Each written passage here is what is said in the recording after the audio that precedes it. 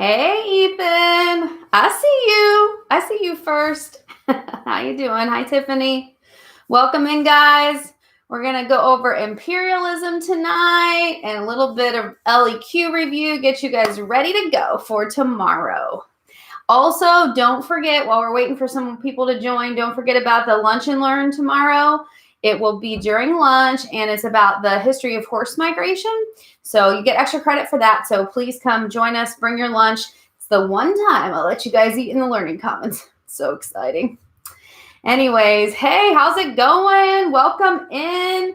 We are going to start by going over some stuff about imperialism, and then we will review LEQ real briefly so that you guys can be ready for tomorrow. And it's Friday tomorrow, so that's exciting. Okay, so let's get started. You did get a study guide. I believe I put it on my Google Classroom, but I know everybody else got it. Hey, Tiffany, how's it going? And is it 15? I think it's 15. If I didn't pronounce that right, let me know. And you can go ahead and take your notes on that study guide, or you can just take notes wherever, because I'm going to go over what is on that study guide, maybe a little bit different order, but it will all be on there. So basically, imperialism is where European countries, U.S., sometimes Japan, they go in and they start taking over. There are different types of imperialism that we will talk about tonight. Okay, great. So let's get started. So factors influencing imperialism. We've got lots of factors, several factors, right? Number one is social Darwinism. That's a big factor. Basically, that's saying that Europeans or white people are more advanced as a race, and therefore they had the right to go in and do that.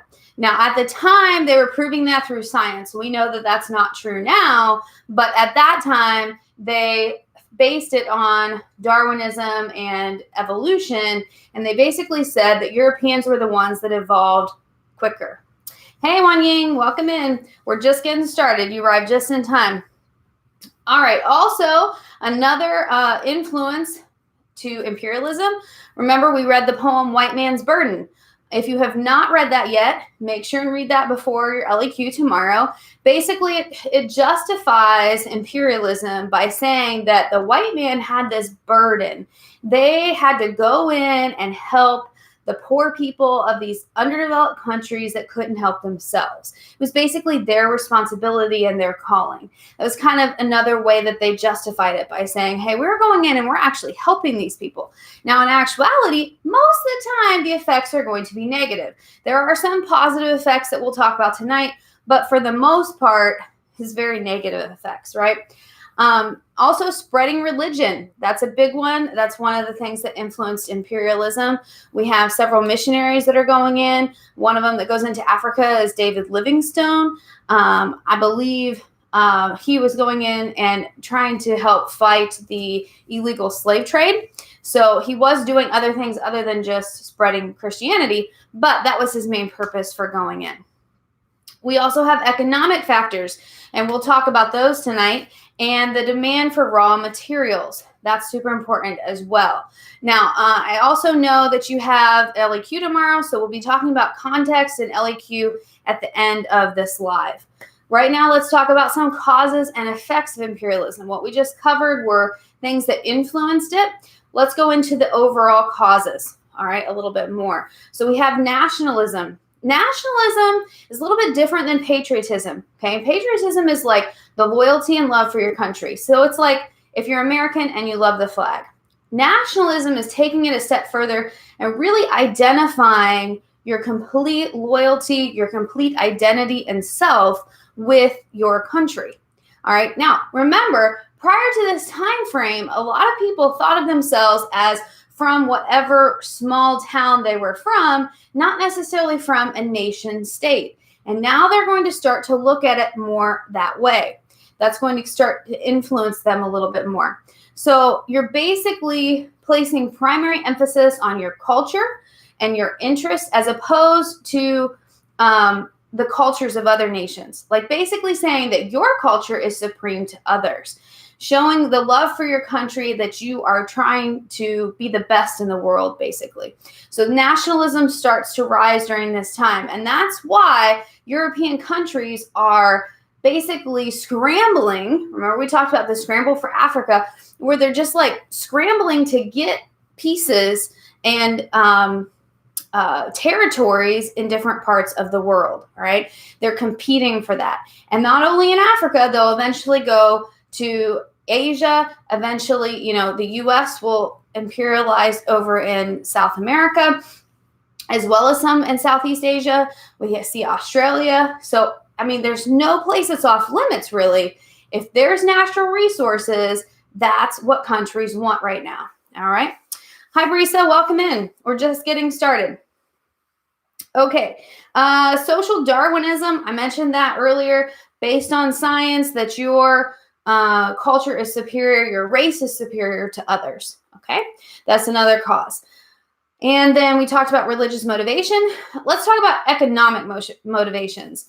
So we know that because of maritime empires, right, where they're going over and they find the new world and they start to trade more worldwide, they know that they have access to raw materials. So industrialization happens, right? And industrialization, you need raw materials. And so that kind of spurs on imperialism more. So that's one of the economic motivation, is the want for raw materials. Hey, Peter. Yeah, you're right. Getting those watch minutes. You know it. All right. Okay. So some examples of this. Let's say you have to give some evidence for economic motivations, right? Because your LEQ is all about evidence. Hey, Lana, how's it going? Good to see you. We're just getting started, guys. So East Indian Trading Company, this one was granted the monopoly of England's trade in India. And they basically drove out the Portuguese, okay? And they're going to trade cotton, silk, indigo, and spices. And they're going to have the monopoly in India. So they're basically economically controlling that area. That's one example. Another example is the Dutch East India Company. They are given the monopoly in Africa and some areas in South America. They're also kicking out the Portuguese and taking over. Eventually, the government will take them over because of corruption. The Dutch pretty much fund their industrialization on the profits from imperialism. So basically, the European countries are really making a lot of money off of this, and they're able to improve their countries even more because of it. We also have the Russians expanding. They expand into Poland. They also get some territory from the Ottoman empires through some wars. And they go to Alaska eventually. They take some voyages over to Alaska and set up some areas there. They eventually will get control over Afghanistan and some parts of Manchuria, which is North China, all right, or north of China, I should say. And remember, the British Empire is going to eventually be huge. There's a saying that says the sun never sets on the British Empire, and that's because the British Empire was huge. So no matter where you were, if you were somewhere in the British Empire, the sun was always up. It was always daytime somewhere in the British Empire. That's basically what that means. All right. Also, some other economic motivations. We have the slave trade. That is going to be declared illegal, though, in the early 1800s. And the Europeans, though, still have interest in Africa despite the slave trade being no more. What are their interests? Well, they want to bring guns, they want to bring alcohol and manufacture goods. So they're basically using Africa as a market to bring their manufactured goods, okay? And they're also looking for products such as gold and ivory and rubber and all kinds of other things. Anything that they can grow there or take from Africa, they're more than willing to do that.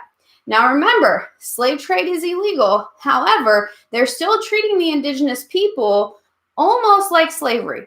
They're paid very minimal, if at all. Sometimes they were not. And they're punished harshly in most places. They also had the worst jobs. There's pictures of Europeans being carried by porters, they were called. And basically, porters are people who carry the stuff into the jungle or wherever they were going to have an outpost. And you will see pictures of Europeans being carried across mud because they can't walk through the mud and things like that. It's just crazy what these indigenous people had to do for the Europeans, but they were forced to do it in similar situation as slavery. But it's not technically slavery. Okay, so now, Ethan, we're kind of working into the effects, okay? So causes would be your economic motivations, your religious motivation, social Darwinism, definitely that racial factor, that burden of the white man to go in and help them, okay? Those are all causes. And then the fact that Europe is also bringing items in and kind of treating Africa as a market to trade, that can also be under economic motivation. So that's kind of like evidence with that cause, okay? Social factors. Yeah, so we'll get to revolts and social factors in a little bit, Luz. No worries. All right, so here we go. So let's see. Another cause or another piece of information that you can put under economic motivations is that industrialized countries are competing for these natural resources, all right? I mentioned earlier the scramble for Africa. That's where they're all going in and trying to get everything they can possibly get from Africa. And because they think this is going to probably cause a war, what do? They have the Berlin Conference. The Berlin Conference is where the Europeans get together and they kind of carve up Africa and they decide which parts everybody's going to get. Here's the problem, though. They don't invite any Africans. And so as they're dividing up Africa, they're not paying attention to traditional tribal borders. This is going to cause problems later, and it's going to be one of the causes of the Rwandan genocide, which I believe you guys studied last year, and we will be talking about it again. But that's because when they went in and carved up that area, they put those two enemy tribes in the same space, and they made them interact. And not only did they do that, but the people who went and imperialized played the two tribes against each other. So they kind of even made it worse than what it needed to be. And so that's something that happens during the Berlin Conference. They're carving up Africa to fit their needs, remember. They don't care about the needs of what's going on in Africa. And so that's definitely a problem. And you could put that as like the effect of economic motivations, right? So the cause would be economic motivations, wanting to go in and getting everything that they can possibly get from Africa. The effect is what happens at the Berlin Conference and then rolls into eventually the Rwandan genocide, okay? Okay, we will definitely go into the Congo in a little bit. So just give me a minute on that one. Okay. We also have some resistance, as Luz brought up. Right now, I'm going to focus mostly on Africa, and then we'll move into some of the other areas, okay? So resistance in Africa, one example of that was the Boer Wars in South Africa. And what happened was the British went in to take over for the Dutch. The Dutch left, but there were still some Dutch-speaking people there. They're called Afrikaners, and they would have been the generations that were born there from the Dutch settlers. So basically the descendants of the Dutch settlers. They're starting to move into areas where indigenous groups lived. Indigenous, once again, that means native to the country, right? So that's going to cause some conflict, and eventually that conflict goes into the Boer Wars. The British forced Afrikaners and the Africans off their land, and they put them into segregated concentration camps. And those who survived are given very poor land to farm on. And so it was very, very hard to make a living. So this is one of the effects of imperialism. You could talk about the Boer Wars and like how that affected the people there. Okay. Lou says also, well, we have to know Latin American imperialism. Yes, we're going to go over that just a little bit. That could be used for some good outside information. If it's not on the review sheet, that may mean that your prompts don't have to do with that. But remember, you need outside evidence and outside information, so that could possibly be a good thing to have. And I will definitely talk about the LEQ at the end of this video before we get going. Okay, so Ethan, yes, an effect could also be apartheid. Okay, now we haven't went into detail about that yet, but if you have studied it, I think you guys talked about it in world geography, you probably know a little bit about it. But basically what apartheid is, when imperialism is over, the Afrikaners are in charge. So the white people in South Africa, are in charge, and things are segregated. So apartheid basically means segregation of the two races, and it's really, really bad. It eventually comes to an end. After a while, Nelson Mandela plays a big role in that. He is one of the coolest people, guys. Like, if you get a chance to read about him, he is so cool. And he basically is imprisoned for several years for fighting against apartheid. When he gets out, everyone's super afraid that he's going to punish all the white people. But instead, he forgives them, and he tries to unite the country back together again. It's the coolest thing ever. You definitely got to look into it a little bit more. And we'll talk about it. It comes up, it's going to be a while. I think there's like 3 or 4 units before we talk about it, about Nelson Mandela specifically. But you could put apartheid in there as a effect. That would work. Okay. Context. That could be context if you're doing like post-context. Because remember, context, Ethan, is either 50 years before or 50 years after or sometime after, right? So you could do that as context if you wanted to. And Gandhi's in India. Yes, Gandhi would be good outside information as well. All right. You guys were really learning your stuff. Okay.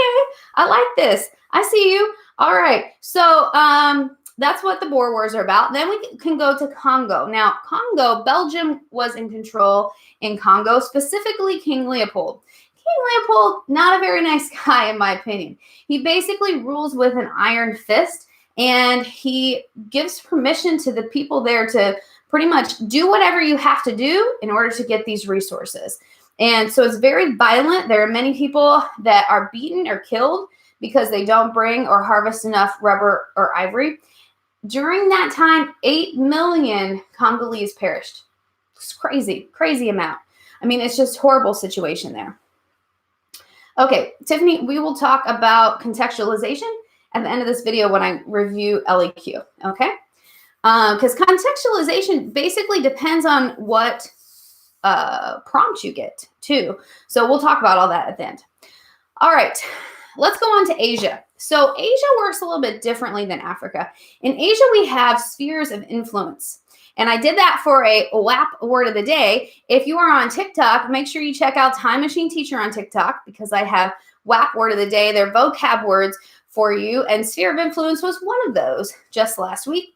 Anyway, these are areas that a country has exclusive trading rights and access to the natural resources. So a sphere of influence might be, okay, we're the British and we have a sphere of influence over this little part right here, and the French have a part here, and everybody kind of divides up these areas. They're not necessarily going in and sending a lot of people, but they have power and they gain economic advantages from those places.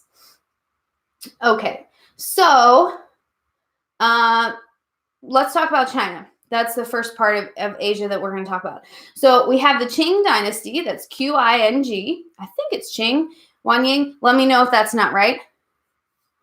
Kind of like an informal empire. True, Ethan. Kind of like that. Yeah. Okay. So we have the Qing dynasty, and there are some major internal struggles going on within the Qing dynasty. And we have I'll spell it for you up here, the Taiping Rebellion. Let me make sure I got it spelled right.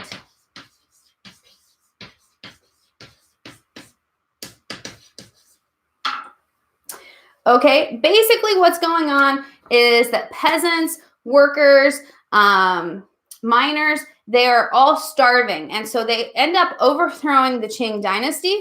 And the warlords kind of help with the assistance of the French and the British.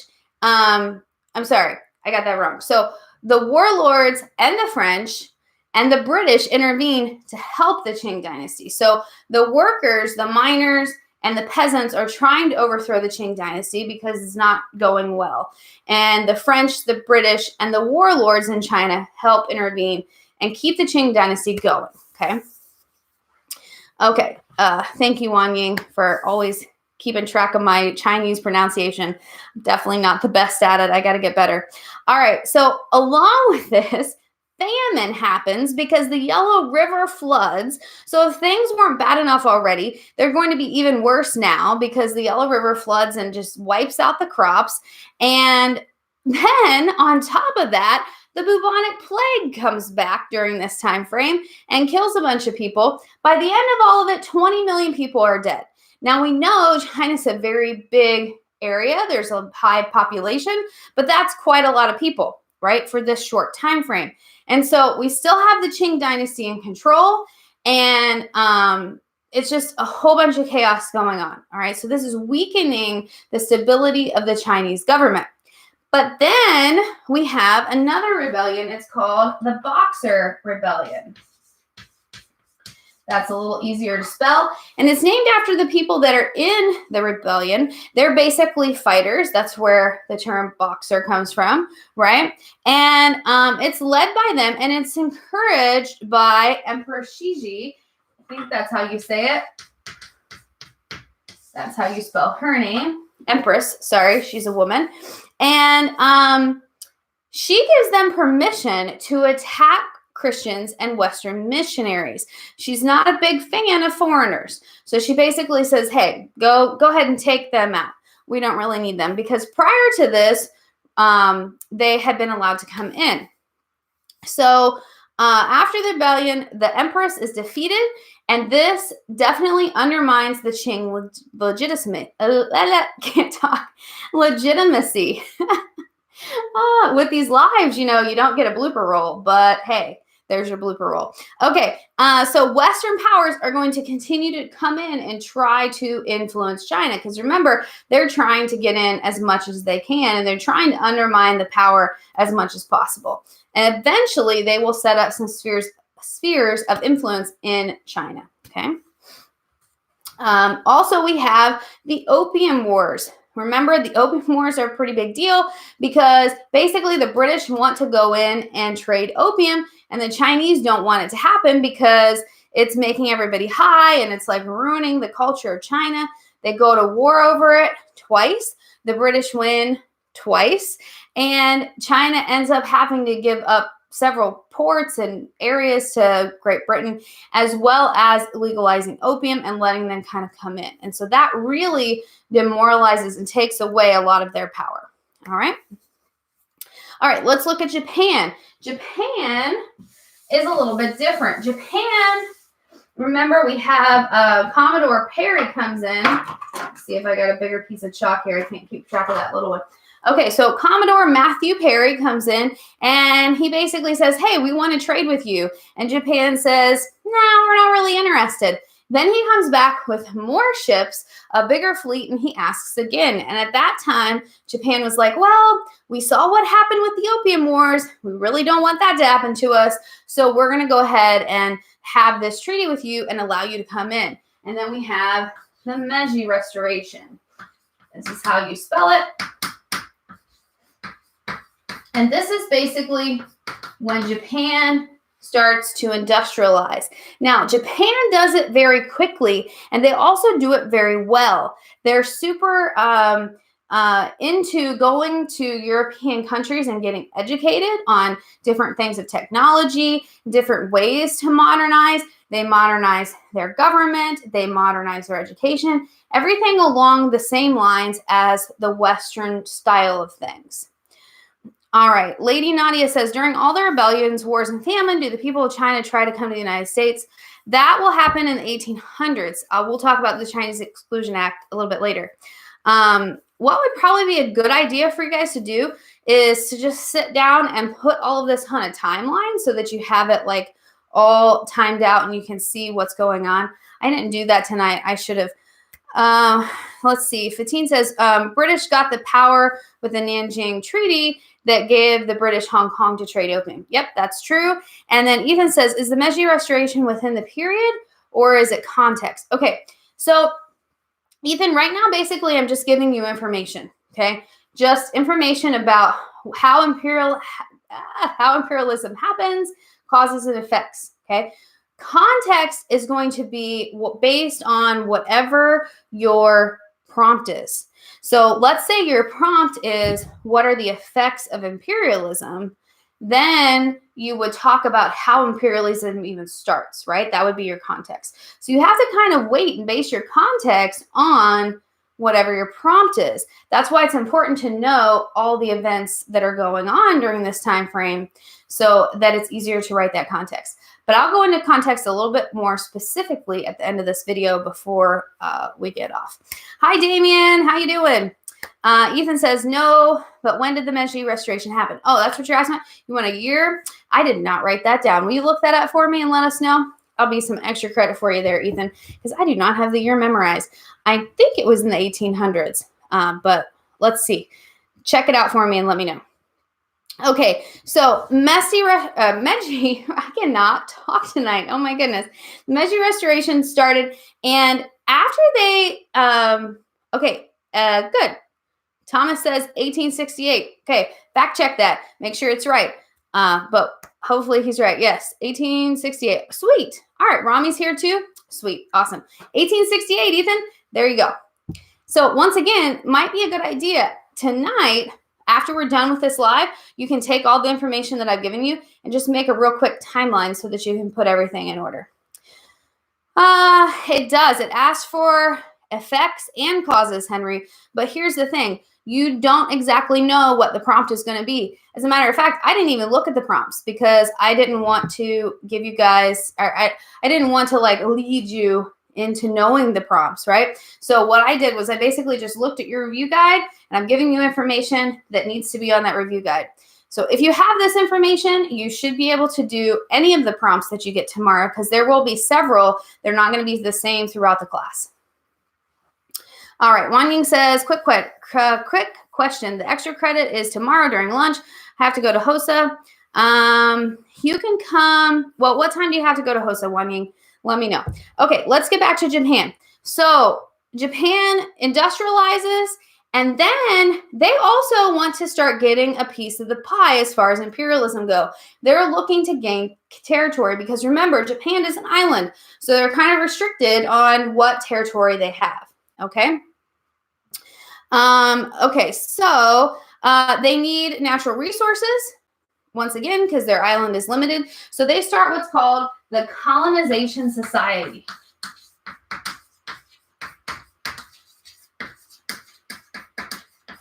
Okay, so get that down, Colonization Society. And it's formed, and leaders start to send Japanese to Mexico and Latin America. They also set up empires and series of influences within East Asia, including parts of China, Korea, Southeast Asia, as well as the Pacific Islands. Okay, so they're going to start sending people around for other opportunities, and we'll talk about migration here in a little bit. All right. So Thomas says it's the second half of lunch. So if you guys come for the lunch and learn for the first half of lunch, then I'll just have you sign out when you leave to go to host a meeting. You'll still get some extra credit. You may not get the whole extra credit depending on your teacher, but you still will get some. And if you do that, make sure you let me know so that I can kind of have you set off to one of the sides so that when you get up, it's not such a big distraction. All right. Luz, we will talk about the Middle East in just a minute. We're still on Asia. Okay.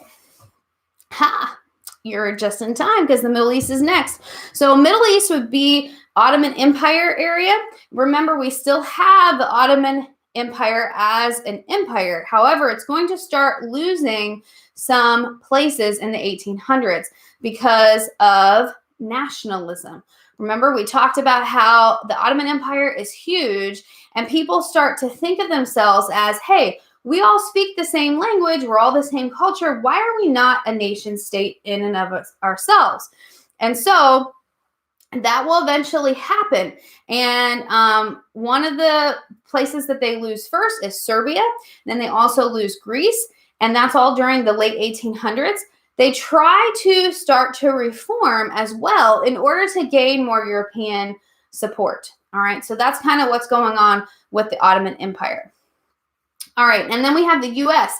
Remember, the U.S. is not blameless in this. They will also get in on imperialism. They first do it within the U.S. with the Cherokee. Let me spell that for you. The Cherokee are located in North Carolina, and they are a Native American tribe.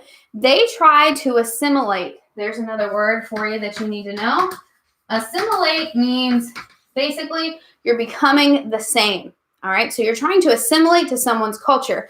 What the Cherokee do is they become completely westernized. They give up their culture, they give up their traditional ways, they wear westernized clothes, they look like Americans. They start to get educated as Americans. Unfortunately, though, that does not save them because gold is found in North Carolina, and they are sent away on the Trail of Tears to Oklahoma.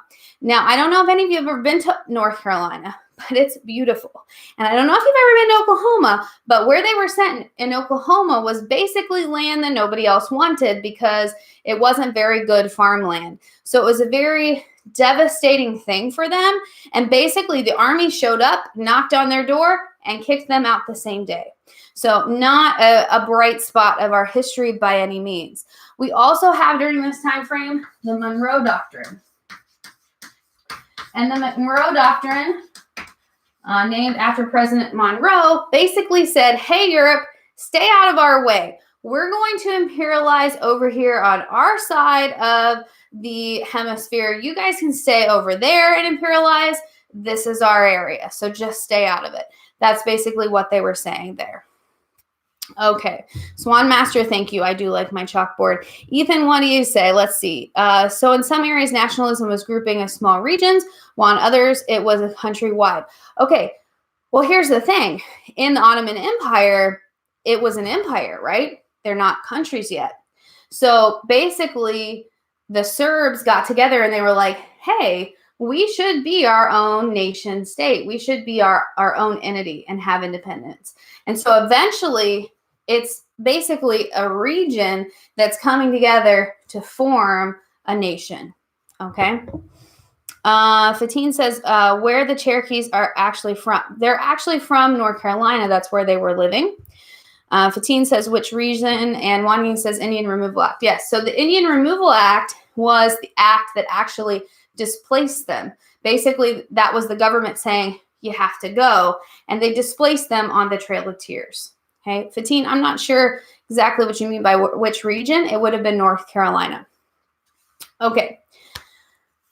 So that's what's going on. Eventually, the U.S. will also get the Philippines, and they will also have Hawaii as a territory. All right. So we are definitely not blameless in this imperialism stuff. Okay. So then on your study guide, it talks about like Britain and the European powers. We've already kind of talked about them a little bit. So if you have any other questions about how they imperialize, just let me know. But we pretty much covered the cause and effects of why they imperialize and how they do it. And basically, one of the reasons that they're able to do that, right, is because of advanced technology. So that can be a cause as well, because Europeans have advanced technology in order to be able to overcome a lot of the indigenous people that don't have that advanced technology. Okay, I need to take a breath. All right, so let's go on to environmental factors. And this is talking about raw materials and how the environment is affected by imperialism. So basically, the reason that tropical climates are so important is because it's easier to grow these raw materials that are in high demand. Okay, well, thank you, Swan Master, for tuning in. I appreciate it. Anyways, we will keep going here. Okay, sorry, sometimes I get distracted by the comments. It's like squirrel. Okay, Britain got 80% of their cotton from the U.S., all right, in the beginning, and that was before the Civil War. During the Civil War, when the Americans were fighting the North and the South, okay, they weren't able to get as much cotton from the U.S., and so that's when they start to turn to Egypt and India. All right, and then rubber and latex, they're obtained from South America and Central America at first. However, it hurts the environment to harvest it, and the demand was so high for rubber and latex that they needed to be able to produce it elsewhere. So what the British did is they took seeds for the rubber plant and they planted it in Southeast Asia, and they had to deforest thousands of acres in order to make these rubber plantations. So deforestation is definitely an environmental factor of imperialism. Okay, make sure that you get that down, because they're making room for the rubber plants and other cash crops in order to grow them and make more money. All right, another thing that they were getting, palm oil that comes from Africa, and that was used to oil the machines. Prisoners of tribal wars in Africa were made slaves to harvest it. Also, this is not very good on the environment because they are trying to harvest too much of it. So you can put down that depletes the soil very quickly. Ivory, we know that comes from the tusk of elephants, and it takes a long time for an adult elephant to grow big tusks. So this was something else that was being harvested. It was needed for piano keys, billiard balls, which would be like the pool balls, knife handles. It was used for ornamental value. It's very expensive in European countries, and so they were able to make a lot of profit off of that. And it's obtained from Africa as well, at the expense, of course, of the elephant population. We also have minerals that are being mined: silver, copper, tin, gold, diamonds. Some of that process is not good for the environment. And the big thing is that farmers in some places were restricted to only growing cash crops. This is going to be a problem because they will lack other crops to eat. So they won't have enough food, and sometimes this causes famine.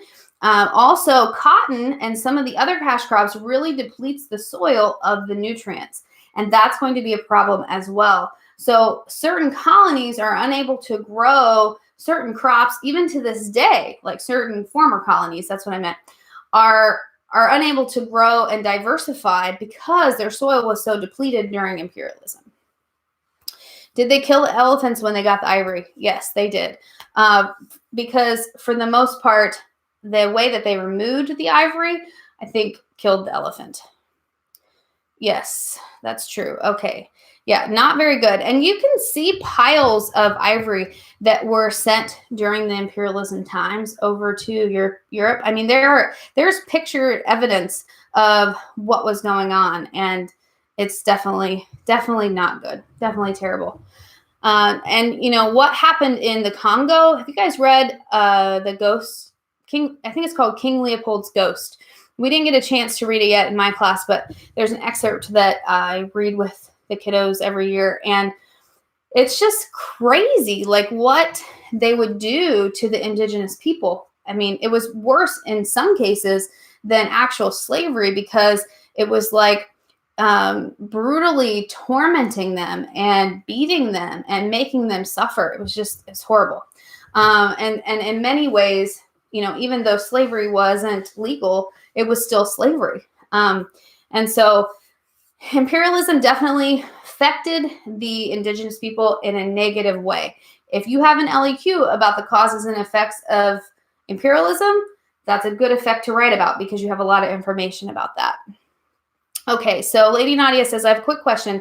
Was the Rwandan genocide an effect of imperialism due to them forcing into one place? Yes, it was. Now, it can't be completely blamed on it, right? Because everyone has a choice. So the tribes had a choice, but they definitely hated each other before they were put in the same area.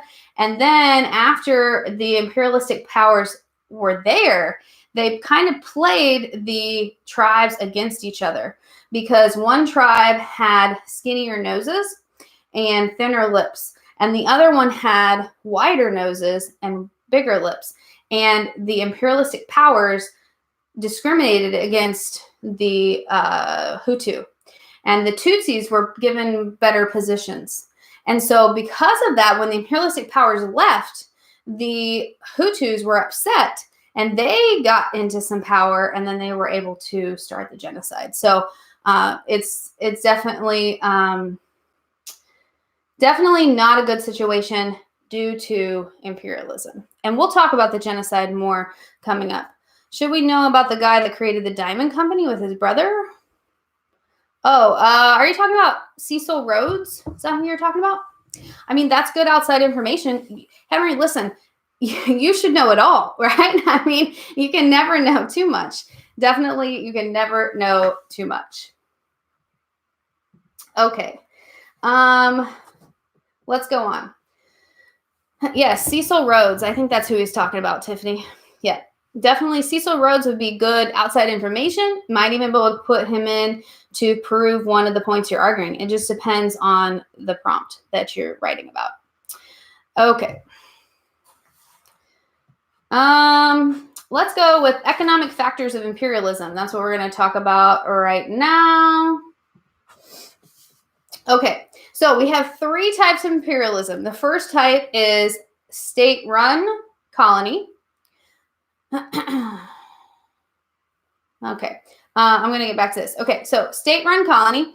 An example of this is British West Africa and the Belgium Congo.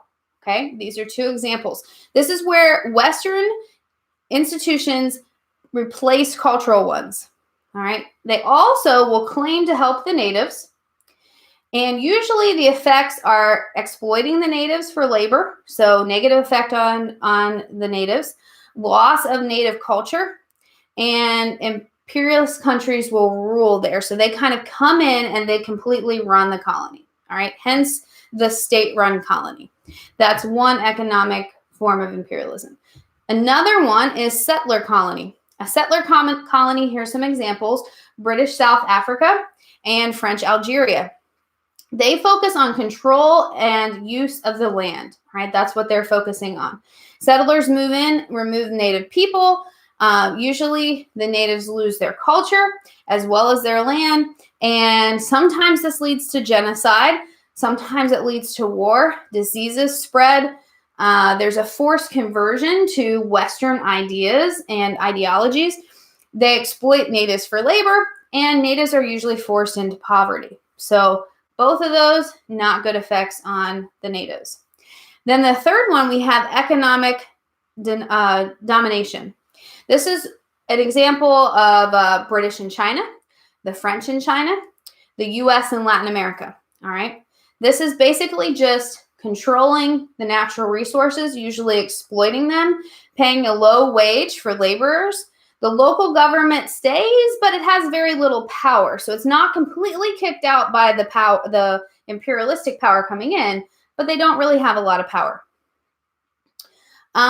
There's usually social destabilization, and society is kind of unstable, and this is based on the exploitation by the imperialistic power coming in.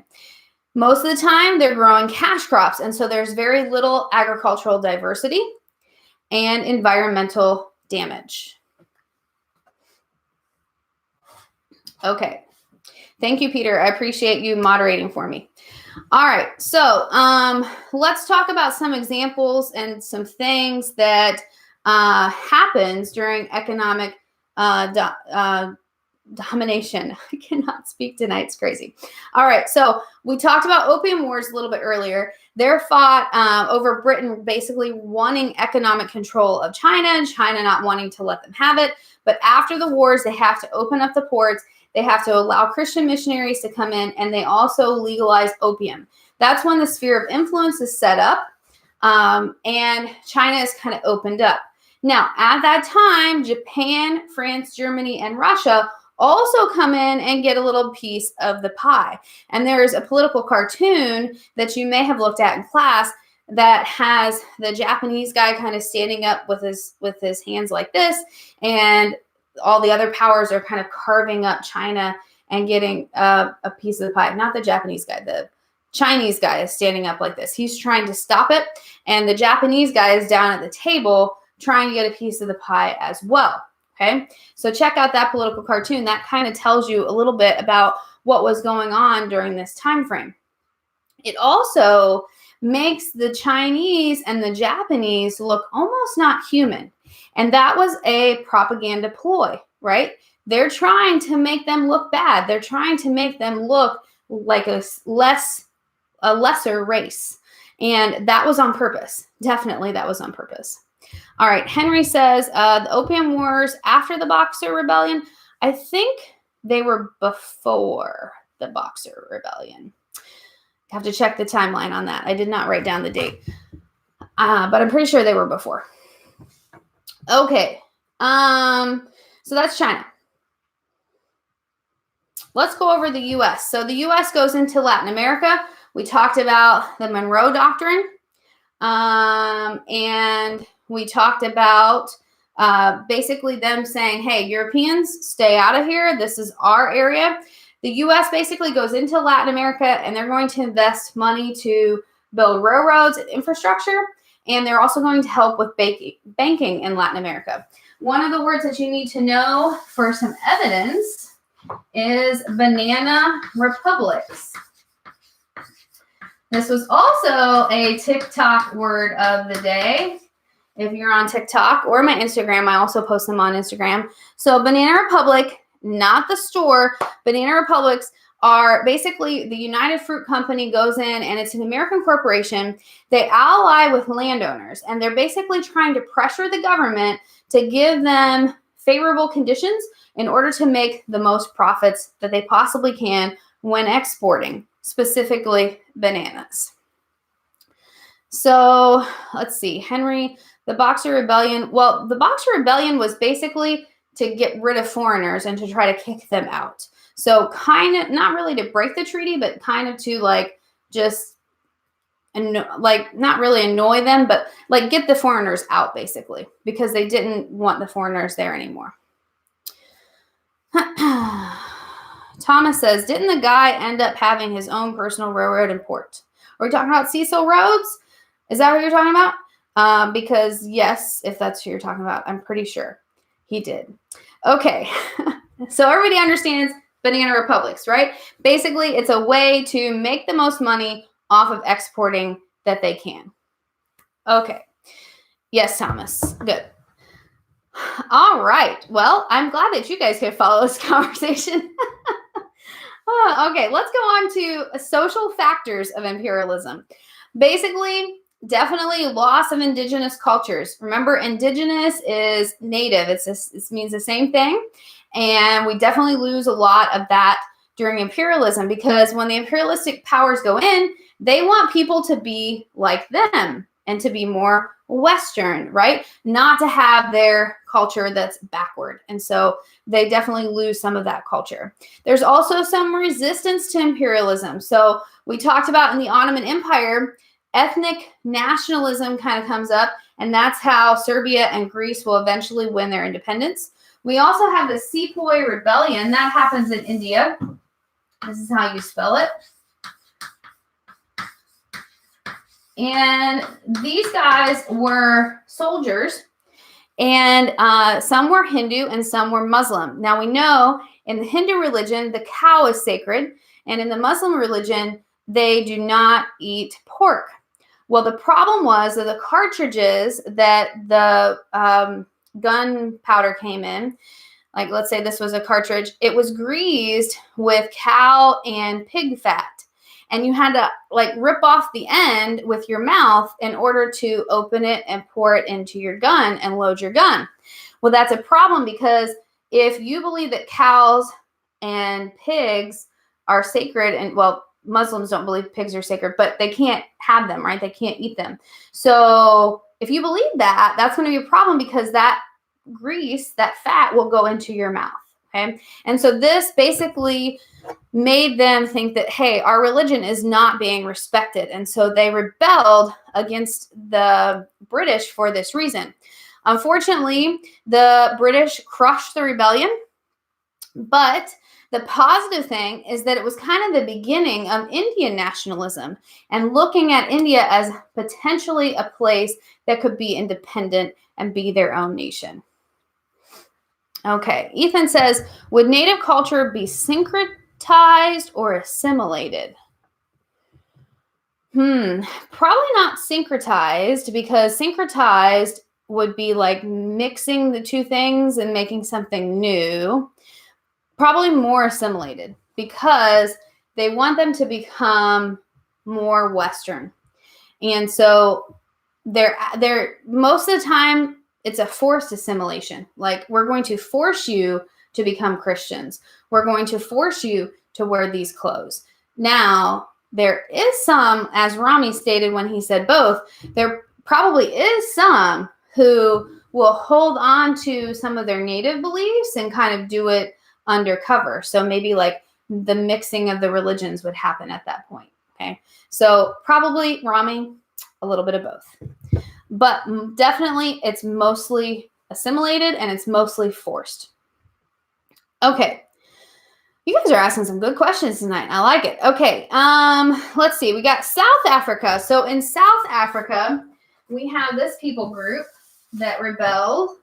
I'm going to write it up here so you can spell it. And this is called, where did I put it? The cattle killing. And basically, they think that if they kill the cattle and they burn all the crops, that the spirits will get the British out of there. It unfortunately does not work, and it causes a famine as a result. The British will not be driven out. They will stay for a while longer yet. So unfortunately, it does not work, but they definitely try by doing this. There are several other rebellions.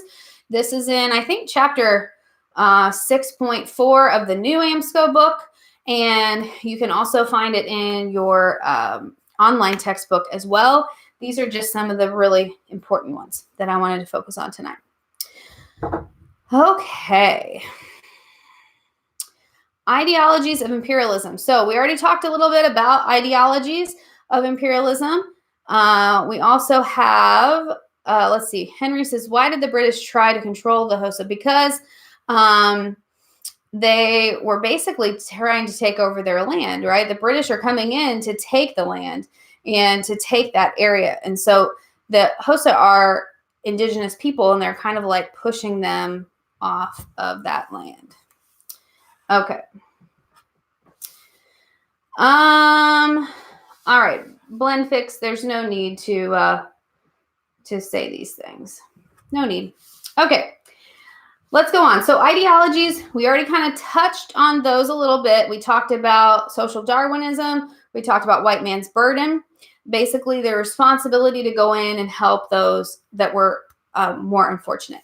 So let's switch gears a little bit now and talk about LEQ. So once again, I told you with your LEQ and context, you kind of have to wait until you see the prompt.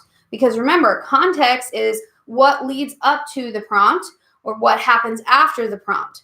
Now, I think, in my opinion, it's easier to talk about what leads up to it because it would kind of be like the cause of whatever your prompt is, right? So let's say that your prompt is, what are the effects of imperialism? You could write a context about imperialism, how it starts, where it starts, why it starts. So the context of imperialism is the Industrial Revolution, right? Because the Industrial Revolution happens and all of a sudden these European countries need more resources. You could also go back and talk about why it starts in England. Does anybody remember why it starts in England? There are a couple different reasons. Put it in the comments if you can remember. You could also talk about why it starts in Europe specifically. Okay, it starts in England and then it spreads to the rest of Europe. Well, why does it do that? That could all be part of context. Rami says it's because of raw materials. That's true. They were getting raw materials from their maritime empires. What did they have? There we go. Access to coal and iron, definitely. And they also had capital or money to invest. Remember that Europe had investors. Europe also has laws that help investors to invest and help industry, right? And influence it, okay? They also have workers. The enclosure movement, this is a big part of context for what you could put as context for imperialism, because the enclosure movement pushes people off their land. Remember, that's when the big farmers that own a lot of land are buying up the small farmland, and they're making these big, huge farms. So then the small farmland, small farmers, they have to urbanize and go into the city, and they need jobs. Therefore, Industrial Revolution, right? So all of that you could talk about in context. You have to have 2 to 3 things in context, and it should connect to your prompt. So don't forget to bring it back and connect to your prompt. Okay, that's super important. A lot of my students will write really great information, but then they never connect it to the prompt in some way. So for instance, if I were going to write the context for imperialism, I would probably start by talking about why the Industrial Revolution happens in England, maybe a couple of things about that, talk about how it spreads to the rest of Europe. You could put in there about how the scientific revolution gave them technology in order to be able to conquer these other parts of the world, as well as, to even have the factories and things like that. And then I would say this ties to imperialism because they need natural resources in order to continue industrializing, right? So make sure that you bring it full circle and that you tie it back in. That's very important. Okay, you could also talk about maritime empires. Maritime empires are what leads to them having raw materials in the first place. You could talk about the reason that they had power to control the other territories is because they have this technology, such as military weapons that are more advanced, railroads, steamships, the ability to get to the places that they need to get to in order to conquer, in order to take over. And one other thing that you could put in there, if you wanted to, is you could talk about the rationale for imperialism. You could talk about social Darwinism, white man's burden. All right. Now, remember, you only need 2 to 3 things. So that's like a paragraph of about 5 to 6 sentences for your context. Don't go overboard because you don't have a ton of time to write this. So you don't want to go too far in depth because then you're going to run out of time.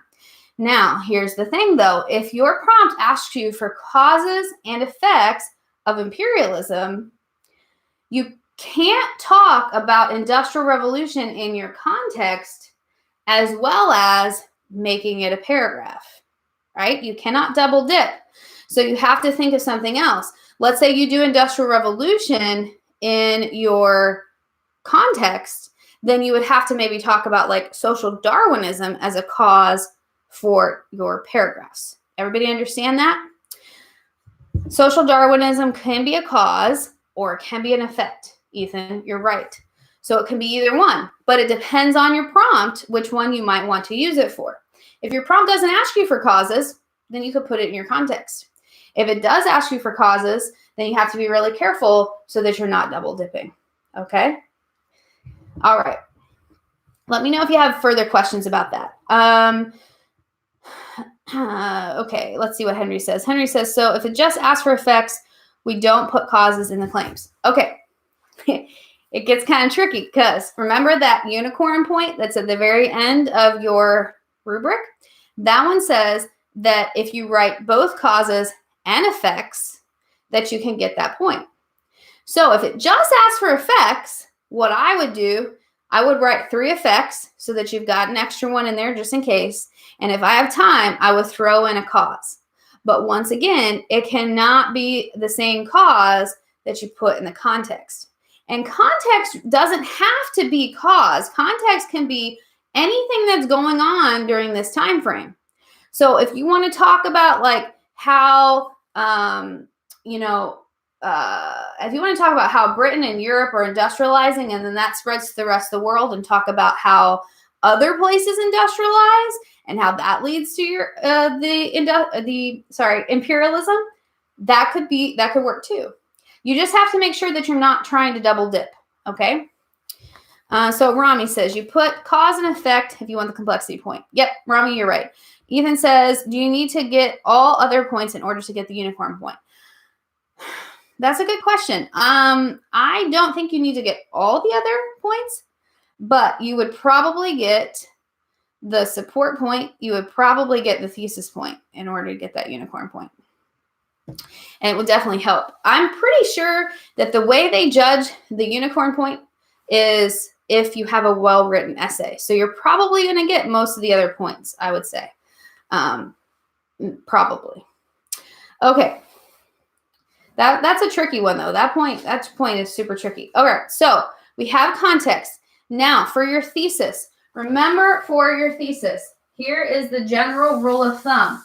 You need 3 topics. Okay, so if it's asking for effects of imperialism, write 3. If it asks for cause and effects, write 1 cause, 2 effects.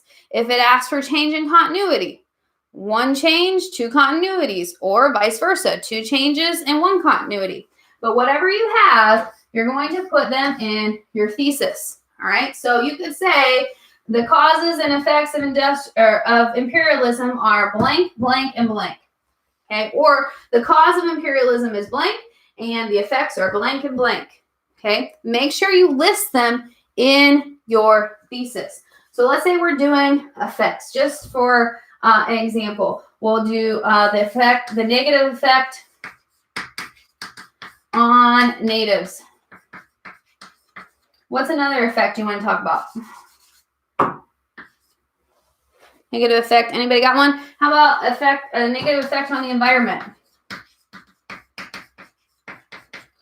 And we got one other effect. Anybody? We just went over a bunch of them. How about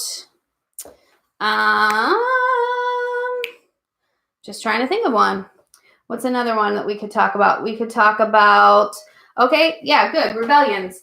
It led to rebellions or wars, depending on how you want to word it. All right, so this would be your first body paragraph. This is going to be your second body paragraph, and that will be your third body paragraph. This is your thesis as well. So you would say up here, the effects of imperialism are blank, blank, and blank, and then you're just going to break this down. This becomes a topic sentence. 1 negative effect of imperialism was natives, or, it was negative for the natives. And maybe name that, like they lost their culture or whatever you're going to talk about in that paragraph. Now, does it have to be necessarily one thing? Not necessarily. If you want to talk about several negative effects and kind of give examples, that's fine too. All right, but definitely exploitation is a big part of that, right? So Melanie said exploitation. That's a good word. So you could talk about the exploitation of natives for labor, and that you could give specific examples of the Congo, and you could talk about how they were treated in India and how they were treated elsewhere. You're giving plenty of examples. Now remember, you also get a point for using cause and effect language, okay? So you're going to say like as a result of, because of, the effect of, all right? Make sure you're putting that language in there. So that's your first topic sentence, and then you're going to give evidence and prove that, all right?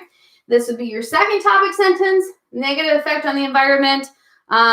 You could talk about deforestation. You could talk about the crops. I would probably pick one. That way you're not just going off onto a tangent, okay? And then this could be your topic sentence for paragraph number 2. This is topic sentence for paragraph number 3. Make sure you're giving examples, which would be your evidence, and that you are explaining it, all right? And by explaining it, I mean, how does it happen? Why does it happen? And examples.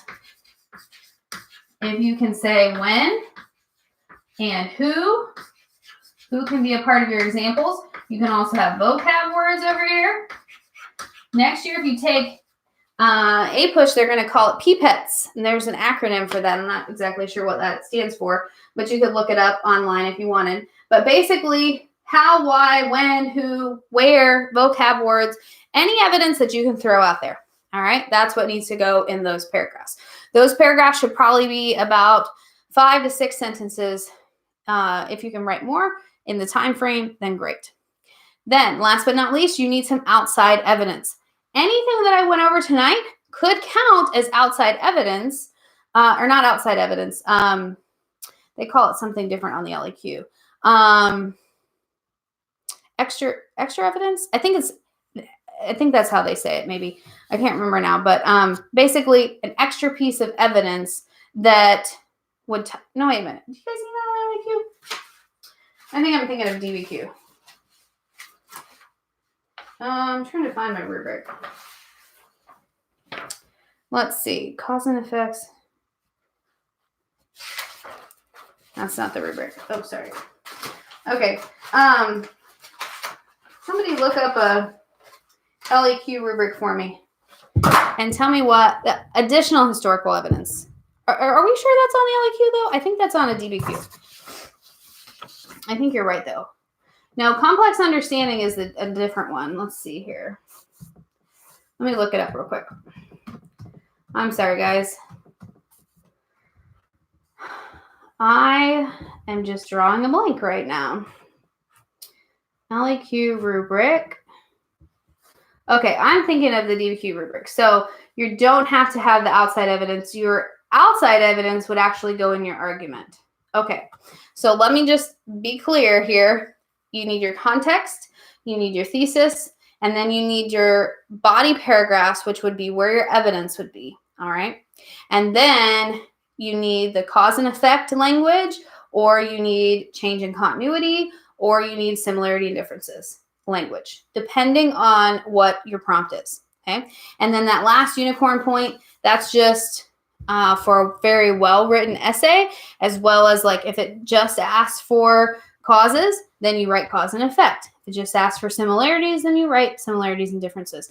That last point, don't really worry about that right now. Try to master the rest of the points, and that last point will come as you master the rest of the points. Okay. Thank you, Melanie. I appreciate it. I'm just getting the two of them confused. All right, one last thing I want to talk about before I let you guys go, because you might be able to use this. I want to talk about migration. All right, so we have two types of migration. We have voluntary migration, which of course is voluntary, and we have coerced or semi-coerced migration. All right, voluntary, here's some examples. Italians going to Argentina. We have Japanese going to Hawaii. The Italians going to Argentina, they're basically going there because Argentina is pro-immigration, so they're welcoming of it, and they also have better wages and job opportunities in Argentina. Japanese go to Hawaii for much the same reasons, but basically because there are better job opportunities like on the pineapple plantations as well as the sugar plantations. And then we also have the Chinese going to the U.S. They're going to work in mines, factories, building the Transcontinental Railroad eventually. And eventually, as we were talking before, they will be excluded. That happens in 1882. The Chinese Exclusion Act is passed, and it basically bans the Chinese from coming into the U.S. It goes from 1882 all the way to 1942, kind of on and off, but Chinese are very discriminated against during this time, and even before this time, they get very poor treatment. All right, but they're pretty much the reason why the Transcontinental Railroad got built. And transcontinental just means across the continent, so it connects both coasts. Okay, then we also have Ireland or Irish coming to the U.S. Basically, they're coming to escape the Great Famine, the potato famine, and also for more job opportunities. They're coming to build infrastructure. Ethan, this could be historical reasoning. This could be just information to support your argument, okay? Just depending on your prompt. The parameter of this unit is from the end of the revolutions, which would be 1750 until 1900. So it's a long time. The other thing is that since they restructured the unit, it covers a lot more because of that. And like it kind of jumps back and forth. Like Unit 5 talked about imperialism. This one talks about imperialism as well. And so it's kind of confusing. But that's basically what's going on. I don't know. Do you have the new AMSCO book? If you do, it would be Unit 6. Okay. So let's talk about the effects. We're going to get into that, Henry, in just a second. I want to first talk about coerced and semi-coerced migration. Okay, and then we'll get into that, Henry. So we have Africans going to America and Europe. That would be through forced slavery and cultivating cash crops. That's what they're basically going to do. We also have the British convicts going to Australia. Remember, they make penal colonies, which is basically like a prisoner's colony in Australia. We also have the Chinese and Indians going to the Caribbean, Southeast Asia, Africa, and America. This would be a contract labor system, so kind of semi-coerced, and it basically is instituted to replace slavery. They're going to work for very low wages, and they'll be on a somewhat of a contract system. Also, we have indentured servants. Remember, indentured servants are usually for about 7 years. They're coming from India, going to Africa, Asia, and the Caribbean. This also replaces slavery. Okay, so then effects of migration, definitely poor treatment, discrimination, okay? Chinese Exclusion Act would be an effect for sure. And what's really interesting, I came across this when I was reading, is that even though the Europeans justified imperialism, it kind of goes against their core values that they claim to believe in. Like, for example, independent countries. I mean, didn't we just fight a bunch of revolutions to get independent, and now you're going and taking over other places? It's kind of hypocritical. Also, the racial classifications that they have go against Enlightenment ideals of being equal, right? Now, they claim that all humans are equal, but they're not really giving that equality.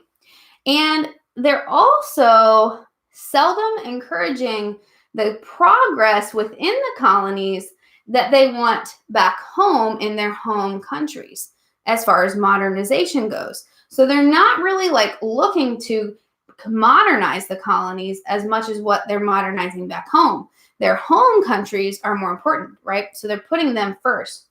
And they also felt like if they encouraged the colonies to be truly Western and to truly modernize, that maybe it would undermine their power there a little bit, you know? So it's kind of this hypocrisy that eventually will lead Asians and Africans to say, hey, what's going on here? Is this colonial rule like really fair? Because you're not giving us the same rights in which you have. Now, once again, they're justifying it through social Darwinism, right? And through the white man's burden, but it goes against things that they just fought for. So kind of interesting.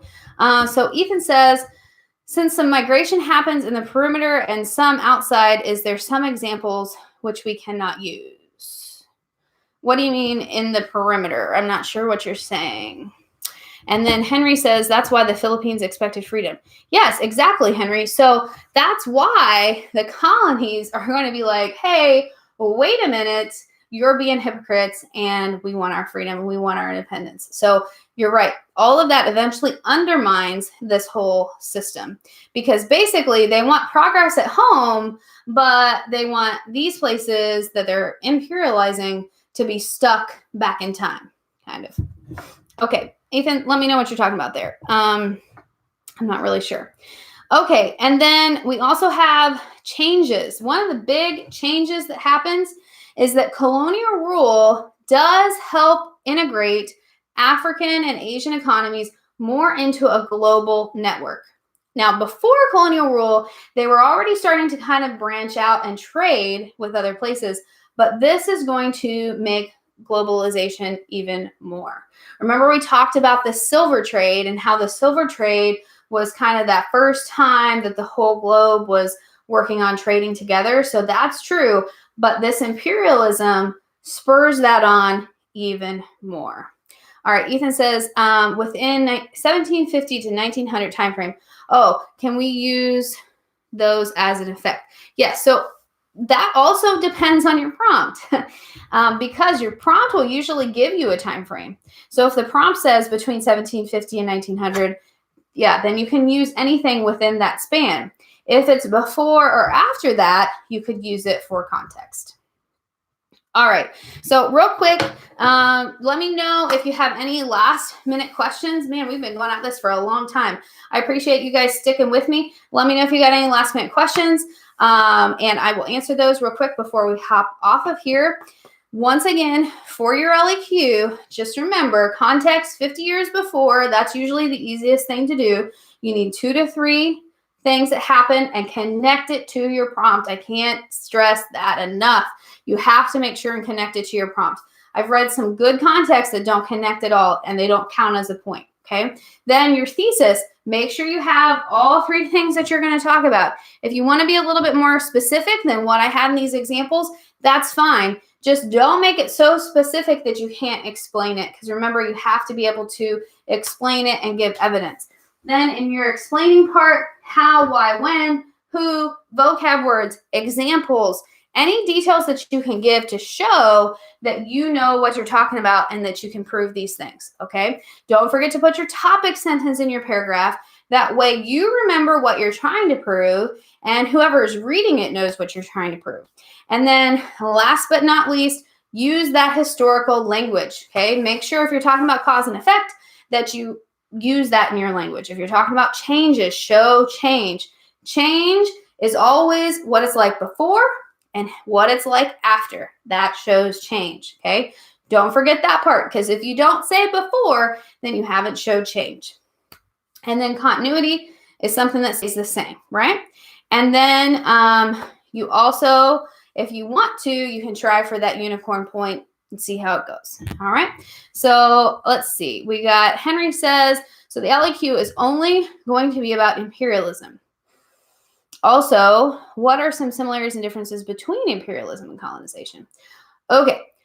So your LEQ is going to be about the unit that we've covered, and it's Unit 6. And Unit 6 is only pretty much imperialism and the rebellions that go with it and everything that we covered tonight, right? So yes, the LEQ will fall under that umbrella, all right?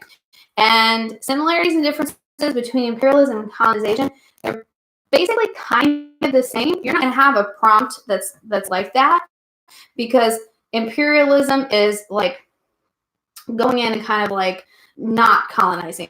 Colonizing would be like more like sending settlers, which they kind of did in some places, but you're not going to have that specific prompt, so you don't got to worry about that. Okay. All right, guys, that is all. Oh, wait.